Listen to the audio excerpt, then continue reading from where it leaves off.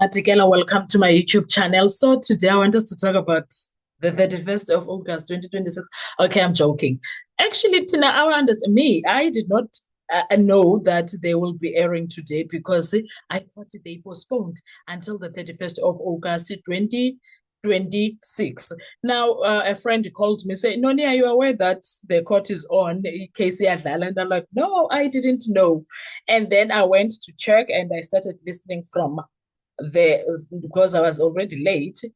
So today, the first thing that we saw was Unumalo withdrawing Section 3 application, but for me, it's not the end. In fact, that's what he said. So, guys, it's a stress okay, it's going to stress us. Now wait a minute, okay, because what just happened in the sense of Meyiwa made a trial could be far more important than it initially sounded. Okay, Advocate Nomalo stood up and told the court that he was withdrawing the Section 3 application concerning the two statements of the late Mr. Makeleni. But here is the twist. He did not say the statements were being abandoned forever. He said he will bring a separate application later, and that is where things get very interesting. Later, before I choose number 4's case. Okay. Now, welcome back to the Noni M podcast. If you are new here, please stick around. We are analyzing the Sinzo Meyiwa case. And if you've been following this case, you know what to do. Please like, share, comment, subscribe, and most importantly, please make sure that you do not forget to watch the ads that are coming through. All right, thank you. Now, today we are unpacking the development that could have major implications for the defense strategy in the Senzo Meyiwa murder trial. Advocate Nxumalo explained that he had approached his colleagues, Advocate Sibanda and Baloyi, with a proposal. The parties discussed it. There was what Nxumalo called a meeting of the minds, and following that agreement, Nxumalo withdrew the current Section 3 application. Now, if you are watching this and thinking, so the Makeleni statements are gone just like that, well, not so fast, my son, because that is not what Nxumalo said. Nxumalo's explanation was essentially this: I am withdrawing this application at this stage. Get it right. At this stage, and I will do a separate application later. That sentence is the entire story, because there is a massive difference between we are abandoning these statements and we are withdrawing this particular application and will come back with another application. Those are two completely different things. Now, the defense appears to be keeping the door open for reasons known to Nxumalo. Instead of fighting this particular procedural battle right now, Nxumalo says the issue can potentially be brought back at a later stage, reportedly around the time of accused number 4's defense case. So the question becomes, why withdraw now? Well, before I even go there, I am happy that the withdrawal happened, because it was frustrating to have 2 weeks. I'm sure Nxumalo sat down and was like, 2 weeks, it's a very long time. So the case, and he was like, you know what? I can drop it for now. It's fine. It's fine. Sorry, guys. The feverish. So now back to the question, why withdraw now? Okay. Was it simply a procedural decision? Was there an agreement in the state, with the state, that made the immediate application unnecessary? Or is the defense preparing a different route to place these statements before the court? We should be careful here, because we don't know what exactly changed Nxumalo's mind, number one. Number two, we don't know why he wanted to use those statements, particularly with accused number 3. We're not sure of that. Now, the court has not in this exchange ruled that their statements are admissible, and the statements have not simply become evidence because the parties reach a certain agreement. The legal mechanism still matters. The statement agreement, what's going to happen with that, we'll deal with that when the time comes, when the application is brought back again.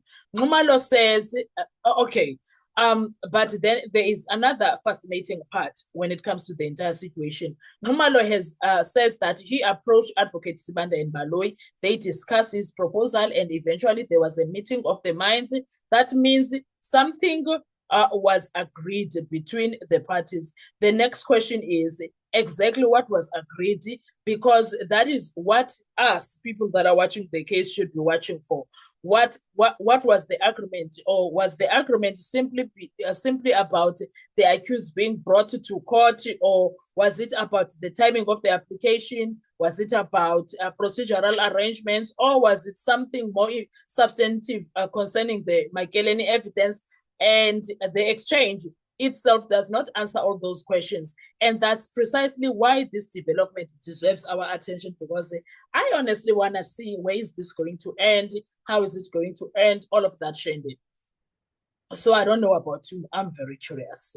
Now, Nxumalo then thanked the court staff and the correctional services officials for ensuring that the accused could appear in court on such a short notice. And after that, the court moved on, and Nxumalo was to proceed with Ncube with the business of the day.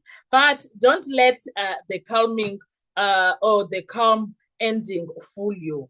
Nxumalo is up to something, and I can foresee it. Sometimes in a long-running trial, the most exclusive developments don't come with shouting. They come in one careful chosen sentence, and Nxumalo may have just planted one of those sentences on the road, but we will have to wait and see what exactly was Nxumalo going on about here. What exactly does he have in store for us? Now, the Section 3 application may be withdrawn for now, but the Makaleni statements may not be dead and buried. The defense has apparently reserved another route, and when that separate application eventually arrives, the courtroom could have a completely different debate over those statements. So don't confuse withdrawn with abandoned. Those words are not interchangeable. Now, I want to hear from you, Kesana Uguti. How did you feel about everything that was happening? How did you feel about everything that was happening? Because I don't want to lie to you. I was happy that they are back in court after stressing over. Do you understand it 2 weeks? Do you understand it 2 weeks now? I was so happy. Do you think Nxumalo's decision to withdraw the Section 3 application is simply procedural move, or do you think the defense is strategically repositioning itself before bringing the Makeleni statements back to the court? Drop your thoughts in the comment section. And if you want the next development unpacked without the courtroom legalese, subscribe here to Noni M Podcast, hit the notification bell and stay locked in. Because in the Senzo Meyiwa trial, sometimes withdrawal is not the end of the battle. Sometimes it's the beginning of the next one. So you don't want to miss anything. Stick around, make sure, and I will come and analyze all of this for you. I am happy with Nxumalo. I am happy they were back. I don't want to lie. It brought great joy to my heart, because I was wounded. I do not want to lie. I was so unhappy. I was so unhappy when they said they come back on the 31st of August. And I'm glad.